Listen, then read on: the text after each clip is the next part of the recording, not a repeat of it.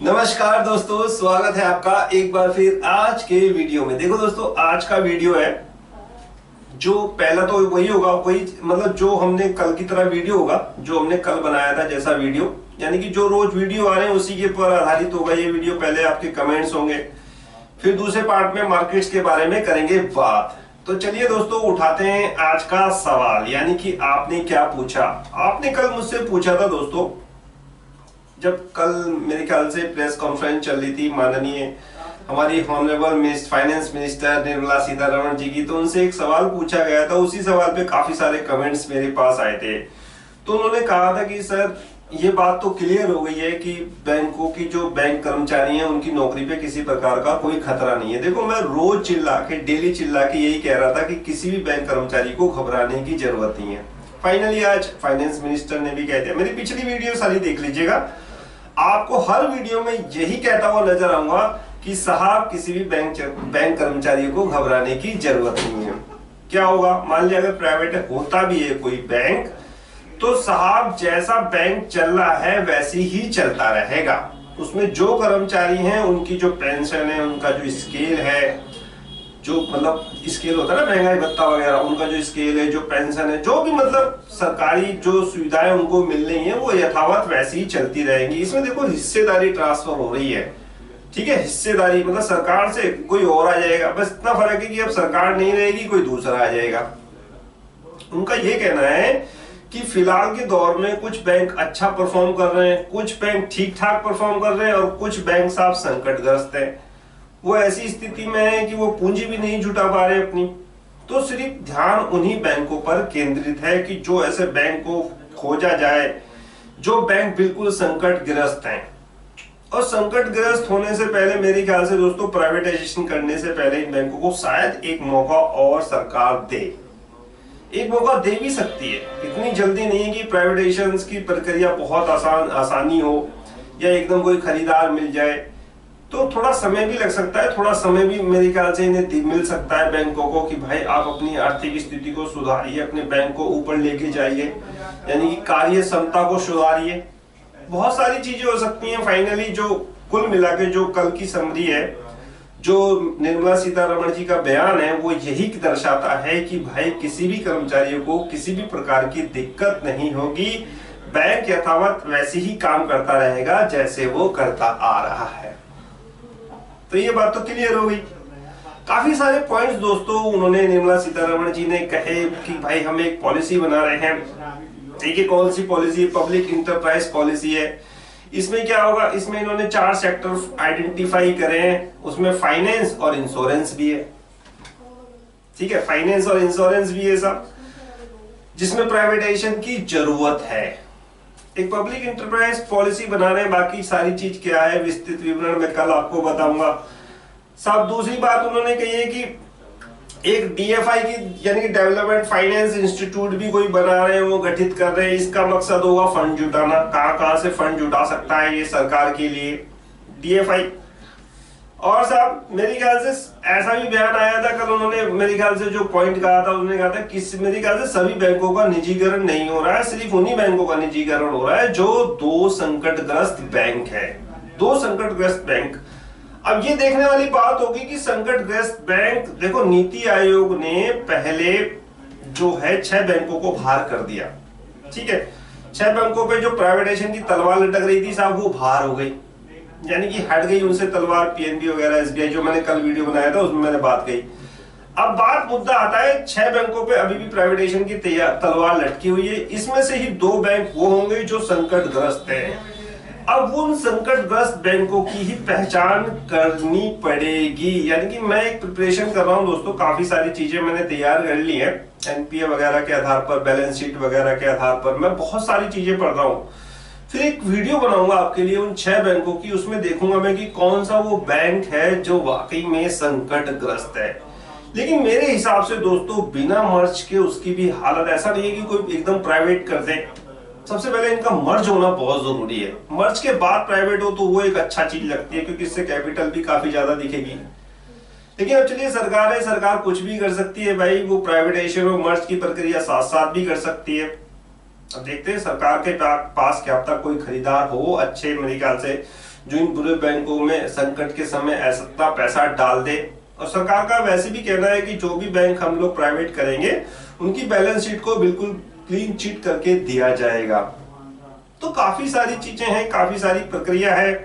Merger की प्रक्रिया होगी, 2 बैंक की है। फिलहाल देखिए बैंक है 6 बैंक है हमारे पास।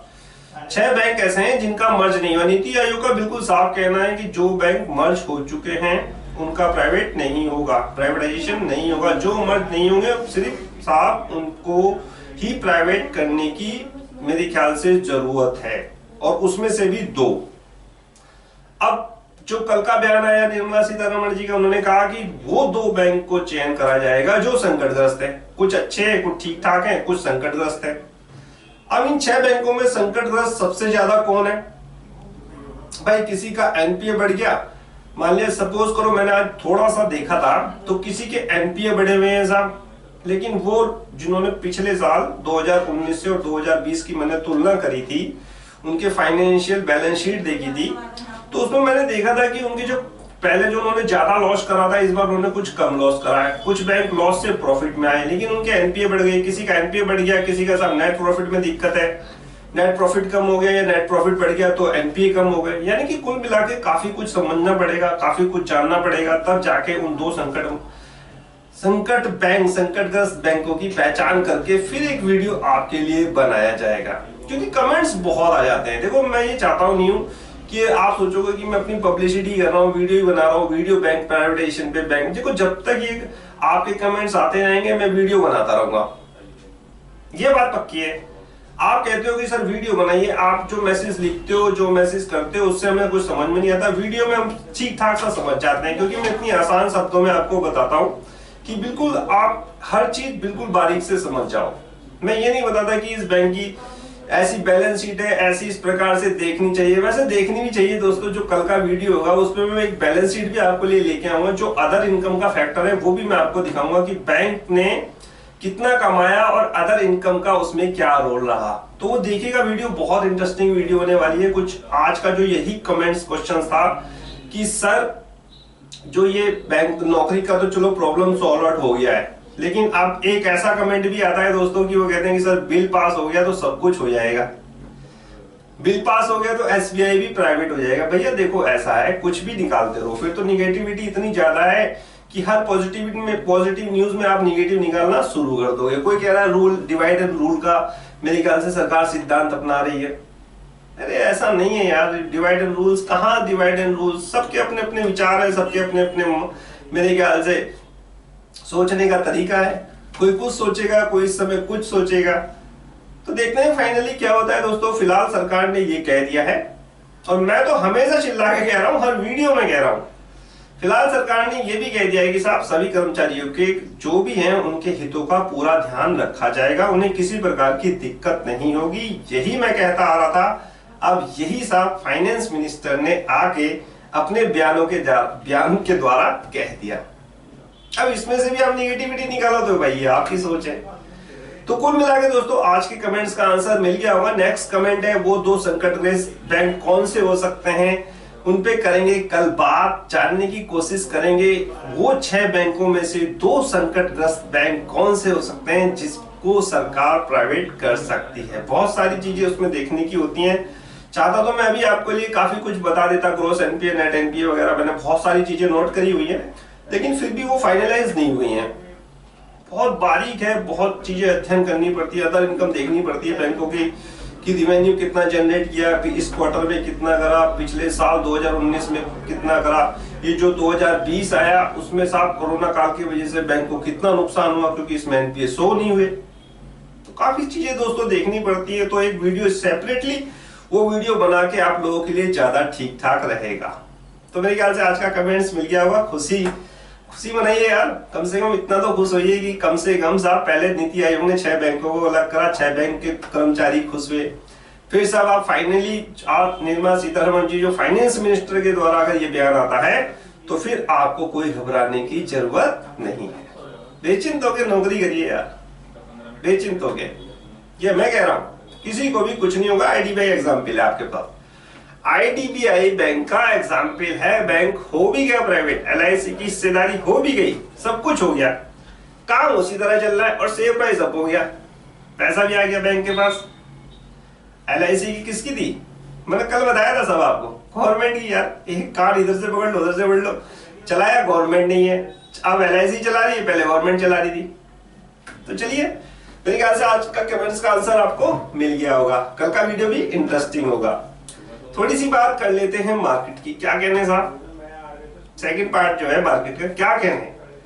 सुबह ही बता दिया भैया कि ये जो बाजार है ये सेल ऑन राइस का बाजार है, बेच के पैसा कमा लो। बेच कहा था नहीं कहा था, व्हाट्सएप के मैसेज लगा दूंगा बगल में ग्राफिक्स में, देख लेना कितने बजे क्या मैसेज कहा था, क्या मेरे वर्डिंग थे, क्या मैंने आपको कहा था। बाजार 14,750 आएगा, 14,741 का एक लो बनता है निफ्टी के अंदर। देखिए कल 14,959 पे बंद हुआ, खुला कहां साहब 14,968 पे, थोड़ा सा एक मेरे ख्याल से गैप अप ओपनिंग के साथ खुलता है, मेरे ख्याल से 10 पॉइंट की गैप अप ओपनिंग समझ लीजिए आप। हाई 14,981 का बनाता है और साहब लो 14,741 का। क्या कहने साहब, शॉर्ट कर देते यार, 14,850 पे शॉर्ट पैसा जब बना, 14,900 पे पैसा बना, 14,850 पे शॉर्ट पैसा बना, दो जगह तो आज इंट्राडे मेरा टारगेट हिट हुआ। बैंक निफ्टी की मैं बात नहीं कर रहा, जिसमें मैंने आपको बताया था उसकी बात बता रहा हूं मैं आपको। बैंक निफ्टी मेरे क्लाइंट जो यहाँ के जुड़े हुए हैं, जो कुछ पे करते हैं भाई, उनके लिए होते हैं सारी चीजें, बैंक निफ्टी वगैरह। स्टॉक, कौन सा स्टॉक शॉर्ट करना है, रिलायंस, जैसे रिलायंस, TCS। चलिए दोस्तों, ये बहुत सारे स्टॉक होते हैं, हर स्टॉक अगर मैं यहाँ से बताने लग जाऊंगा तो मेरे ख्याल से गलत हो जाएगा। जिनसे मैं कुछ ले रहा हूँ, पैसे ले रहा हूँ, तो उनके लिए थोड़ा सा गलत हो जाएगा। आपको जानना है तो जुड़िए साहब, MKMFS के साथ जुड़िए, फिर देखिए साहब कमाल यहाँ का, यानी कि हमारा भी कमाल देखिए थोड़ा सा। साहब इसका ग्राफ देखिए निफ्टी का, कंटिन्यूसली फॉल, ऊपर नीचे, और एक लास्ट में ऐसा शार्प फॉल आया मेरे ख्याल से 2:30 बजे के बाद। सब 14,741 का उस समय लो बना और एक रिकवरी आ गई, 14,756 पे क्लोज हो गया, यानी कि अपने लो के बिल्कुल आसपास। FII कल माल क्या करके गए थे, खरीद के गए थे। FII की खरीदारी के बाद ये हाल है। मैंने कहा ना आपको, FII दिखाएंगे कुछ, करेंगे कुछ, इनके बहकावे में मत आना। मैंने आपको कल ही व्हाट्सएप पे बता दिया था, बाय तो करा है कितने का, 16,000 मेरे ख्याल से 1,692.31 का, और DIS ने 1,168.59 का बाय तो करा FII ने। लेकिन जो फिगर है वो साफ छोटी है, झांसा कुछ देंगे, दिखाएंगे कुछ और साफ करवाएंगे कुछ। आपने सोचा FII भी बाय में कूद गए, पहले बहुत बार ऐसा हुआ है, बहुत बार आपको ऐसा ही तो दिखाया था। FII बाय में कूद गए थे, मार्केट ऊपर चला जाता था, आप भी साहब बाय कर लेते थे। तो अब तो यही चीज दिखाएंगे कुछ, करेंगे कुछ। आपको सिर्फ अपने विवेक से सोच समझ के ही बाजार में पैसा लगाना है। और मैं तो ये कह रहा हूँ, हमारा पोर्टफोलियो अभी हमने जो इन्वेस्टमेंट का रखा है दोस्तों, 25% का रखा है, और 25% वहां का रखा है जो 15 मेरे ख्याल से 7,500 से और 15,000 तक जो पैसा कमाया था, उसका सिर्फ हमने 25% मार्केट में लगाया हुआ है। वो जब लगाया हुआ है जब 14,850 आ गया था, ये नहीं 15,700 पे, 14,850 पे लगाया, और उन सेक्टर में लगाया जो अंडर परफॉर्म है, ओवरसोल्ड है, अंडर वैल्यू है। मैंने पोर्टफोलियो बना के दिखा रखा है ना आपको, दे रखा है। 25% पैसा लगा हुआ है साहब, जब तक उसमें से रिटर्न नहीं लेंगे, जब तक 30% उसमें से दोस्तों रिटर्न नहीं लेंगे, नेक्स्ट बाय करेंगे नहीं। ये अपना सिद्धांत है, क्योंकि अभी बाजार में करेक्शन और मोर पेन बाकी। कहता हूं ना, मार्केट है मोर पेन, करेक्शन थोड़ा सा अभी और बाकी है। 14,650 कल ब्रेक हो सकता है। आज FIDS का डाटा भी इंटरेस्टिंग हो जाएगा, देखना। ये कहानी थी दोस्तों FIDS की। कारण क्या था बाजार के गिरने का? पहला कारण तो FII समझ गए होंगे। दूसरा कारण देखिए दोस्तों, कोरोना का ग्राफ देखिए आप। सितंबर में टॉप बनता है 20 सितंबर जनवरी को, उसके बाद गिरना शुरू होता है, फिर साहब अब एक थोड़ा सा ऊपर उठना शुरू हुआ है ये कोरोना का। एक्टिव केस 28,000 के आसपास है, और साहब 25,000 डेली के केस डेली आ रहे हैं, एवरेज जो है 25,000 केस का है। तो ये कोरोना भी दोस्तों एक फैक्टर हो सकता है। और इसी तरह दोस्तों ये कोरोना के केसेस बढ़ते रहे और मेरे ख्याल से दिक्कत परेशानी होती रही, लॉकडाउन की संभावनाएं बढ़ती रही तो फिर एक प्रॉब्लम आ सकती है इकोनॉमिक्स के लिए। फिर इकोनॉमिक्स के लिए अब इतना बड़ा झटका, जब 23% हमारी जीडीपी गिरी थी, उसके बाद दोबारा से लॉकडाउन सहने की क्षमता हमारी इकोनॉमिक्स में नहीं है। एक वीडियो इस पर भी प्रिपरेशन चल रही है, बनाया जाएगा कि अब अगर लॉकडाउन लगता है तो फिर हमारी अर्थव्यवस्था पे क्या असर होगा।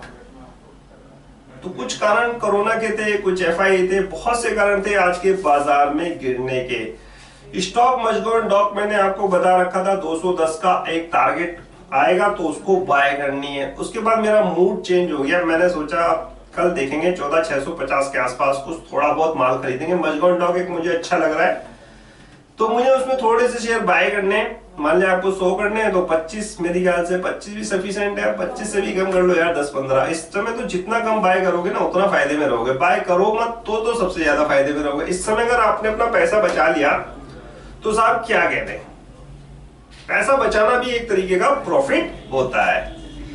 तो बातें बहुत हो गई दोस्तों, आज कोई स्टॉक है नहीं, सारे स्टॉक मैंने दे दिए हैं, पोर्टफोलियो आपका बना दिया है। पिछले वीडियो जाके देख लेना, जो नए व्यूअर्स हैं, जो नए सब्सक्राइबर है, पिछले वीडियो जाके देख लेना, बहुत सारे स्टॉक मैंने आपको दिला रखे हैं। जैसे मेरे ख्याल से एलेम्बिक लिमिटेड मैंने कल ही आपको एक स्टॉक दिया था। तो दोस्तों मेरे ख्याल से अब बाजारों को यहीं समाप्त करने का मेरे ख्याल से समय आ चुका है, अलविदा कहने का समय आ चुका है। फाइनली ऐसा कुछ है भी नहीं है बाजार में बताने के लिए आपको, क्योंकि कोई बाय नहीं कर नहीं रहे हैं। ट्रेडिंग मैंने आपको बता रखा है, ट्रेडिंग कुछ ही ट्रेडर्स करते हैं। आप इंटरेस्टेड हो कहां कैसे ट्रेड करना है, स्पेशली इन फ्यूचर में ही ट्रेड करो। ऑप्शन बेकार है, अप एंड डाउन करके वो पुट कॉल दोनों को मारता है। कल ऊपर खुल जाएगा पुट, मेरे ख्याल से जो पुट है वो खत्म हो जाएंगी, फिर बाद में नीचे गिर जाएगा, फिर वो कॉल भी खत्म हो जाएंगी, दोनों की कहानी खत्म हो जाएगी, क्योंकि कल एक्सपायरी है। ऊपर नीचे बहुत होगा कल बाजार, तो ऑप्शन से अच्छा 50 पॉइंट के लिए आप फ्यूचर में ही काम करें। तो इन्हीं शब्दों के साथ दोस्तों मैं अपने इस वीडियो को यहीं करता हूं समाप्त। मिलूंगा फिर कल किसी एक नए टॉपिक के साथ, वो टॉपिक बैंक का भी हो सकता है। मार्केट अपडेट्स तो आता ही है, मार्केट अपडेट से अलग बनाऊंगा वो वीडियो, थोड़ा सा बड़ा वीडियो होगा, मेरे ख्याल से व्हाइट बोर्ड पे ना बनाना पड़ जाए वो। तो करिए इंतजार उस वीडियो का, बहुत इंटरेस्टिंग वीडियो होने वाला है। तो इजाजत दीजिए मुझे, अब कल फिर मुलाकात होगी, तब तक आपसे नमस्कार।